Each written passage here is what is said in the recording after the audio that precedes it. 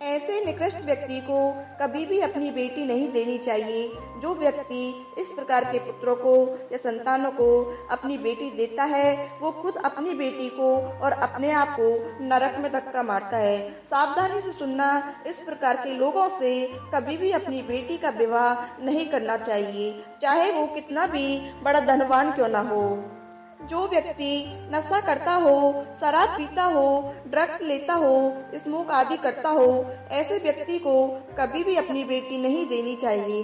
ध्यान से सुनना, अब इसका दुष्परिणाम क्यों नहीं देनी चाहिए। अगर वह व्यक्ति नशा करेगा तो सबसे बड़ी बात है कि वो व्यक्ति जब नशा करेगा तो उसकी बुद्धि उसके कंट्रोल में नहीं होगी, और जब उसकी बुद्धि कंट्रोल में नहीं होगी तो वो घर में लौटेगा तो लड़ाई झगड़ा करेगा, अपने माँ बाप से भी लड़ेगा झगड़ेगा, और तुम्हारी बेटी भी सी लड़ेगा और झगड़ेगा। और अधिकांश आप घरों में जाकर देख लो, अधिकांश घरों में लड़ाइयाँ पति पत्नी में सिर्फ और सिर्फ उसकी वजह है शराब।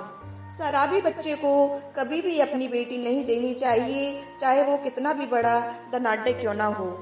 आप इस बात पर चर्चा जरूर करना, चिंतन जरूर करना, मनन जरूर करना।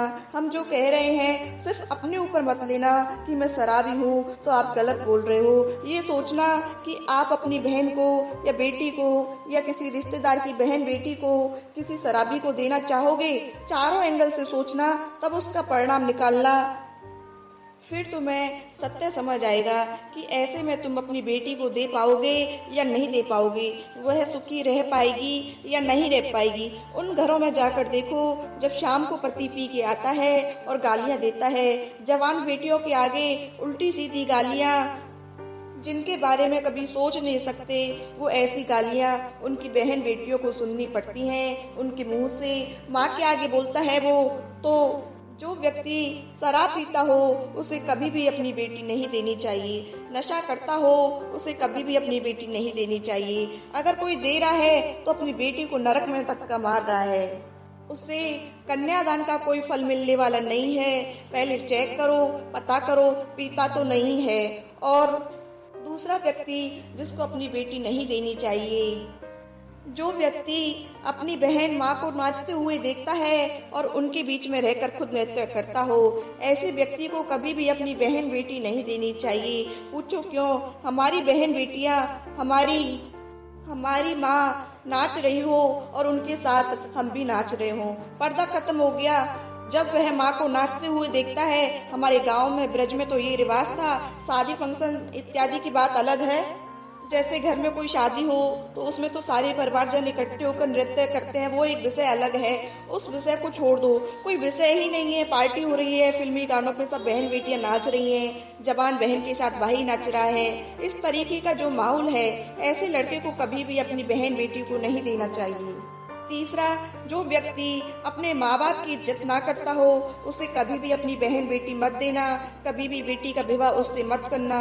जो अपनी माँ का ही आदर ना करता हो, आप कल्पना करके सोचो, आप सोचो एक बार, जो व्यक्ति अपनी माँ का आदर नहीं करता हो वो तुम्हारी बेटी का कितना आदर करेगा। जो अपनी माँ से तू तड़ाक बोलता हो, जोर जोर से चिल्लाता हो, वो चीखता हो, चिल्लाता हो, वो तुम्हारी बेटी का कितना आदर कर लेगा। और जो आदर नहीं करेगा उसकी आने वाली पीढ़ी कैसी होगी। इसलिए जो अपने माँ बाप का आदर ना करे, ऐसे व्यक्ति के साथ अपनी बेटी का विवाह कभी नहीं करना चाहिए। चौथा, जो देवी देवता, भगवान, गीता, पुराण इत्यादि में बिलीव ना करता हो, जो धर्म को ना मानता हो, सनातनी होने के बाद भी उनसे दूर भागने की कोशिश करता हो, ऐसे व्यक्ति को अपनी बेटी कभी नहीं देनी चाहिए। एक तो वो नास्तिक है और तुम्हारी बेटी को भी नास्तिक बनाएगा। अगर ना बनी तो लड़ेगा, झगड़ेगा और आने वाली पीढ़ी भी उसको निश्चित ही नास्तिक बना देगा। जो तुम्हारी बेटी धार्मिक हो और वो धार्मिक ना हो, फिर दोनों में लड़ाई झगड़ा होगा, उनसे ही संतान होगी तो अपने माँ बाप को लड़ता हुआ देखेगी।